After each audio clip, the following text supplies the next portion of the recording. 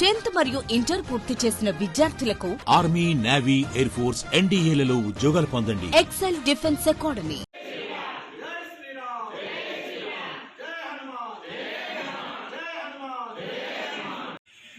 మన భారతదేశంలో రామ భక్తులుగా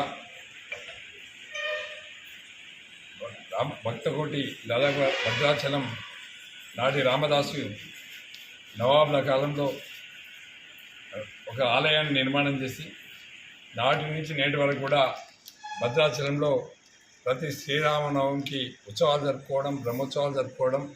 మరి భద్రాచలం నుండి రామకోటి రామరాజు గారు ఇక్కడ నుండి కోటి నామాల లిఖింపజేసి కోటి రామలింగరాజుగా పేరు తెచ్చుకుంటూ రామకోటి రామరాజుగా పేరు తెచ్చుకున్నారు. రామకోటి రామరాజు యొక్క సేవల్ని భద్రాచలము గుర్తించి గత సంవత్సరం 20 కిలోలు తలంబ్రాలు వెళ్ళడానికి ఒడ్లు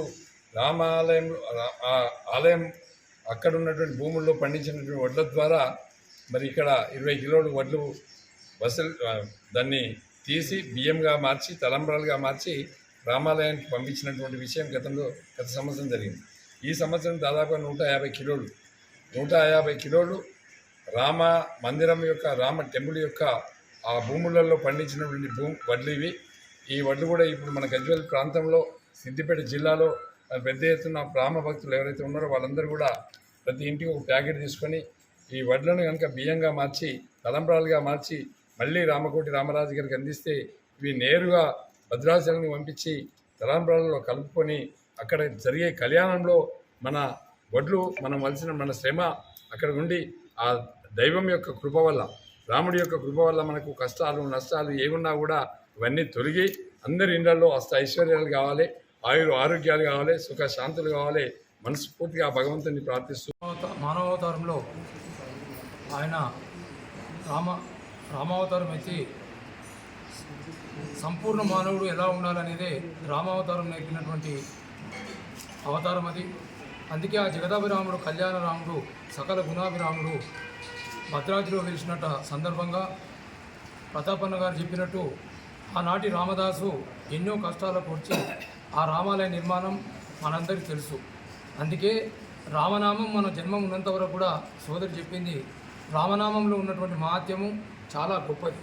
అందుకే రామరామ అంటే కూడా ఎన్నో పాపాలు, ఎన్నో కష్టాలు కూడా తొలగిపోతాయి. అందుకే రామనామం మహిమాన్వితమైనది. ఈ రామనామంలో మనమందరం పాల్గొనడము మన పూర్వజన సూక్తంగా భావించాలి. వచ్చే నెలలో మనకు ఆ భద్రాద్రి రామయ్య కళ్యాణోత్సవం జరుగుతుంది కాబట్టి గతంలో ఇక్కడ అపర రామదాసుగా పేరొందినటువంటి రామకోటి రామరాజు గారు గతంలో కూడా ఇక్కడ ఈ కార్యక్రమాన్ని ఏర్పాటు చేసి ఈ గోటి తలంబ్రాల కార్యక్రమాల్లో భక్తులందరినీ కూడా సంఘటితపరిచి ఈ యొక్క తలంబ్రాలను అక్కడ అందజేసి ఆ దేవదేవుని యొక్క ఆశీస్సులు మనందరికీ కూడా అందజేశారు. ఈ సంవత్సరం కూడా ఆ ప్రాంతంలో ఆ కళ్యాణరాముని యొక్క స్థలంలో పండినటువంటి వడ్లను తెచ్చి దాదాపుగా క్వింటల్నర ఇక్కడ తెచ్చి ఈ గోటి తలంబ్రాల కార్యక్రమం ప్రారంభించడం జరిగింది. ఈ కార్యక్రమానికి ముఖ్య అతిథిగా ప్రతాపన్న గారు రావడం, ఇక్కడ ఉన్నటువంటి భక్తుల సమక్షంలో ఇది చేసుకోవడం జరిగింది. తప్పకుండా ప్రతి మహిళ కూడా, ప్రతి కుటుంబం కూడా చక్కగా కూర్చొని ఈ గోటి తలంబ్రాల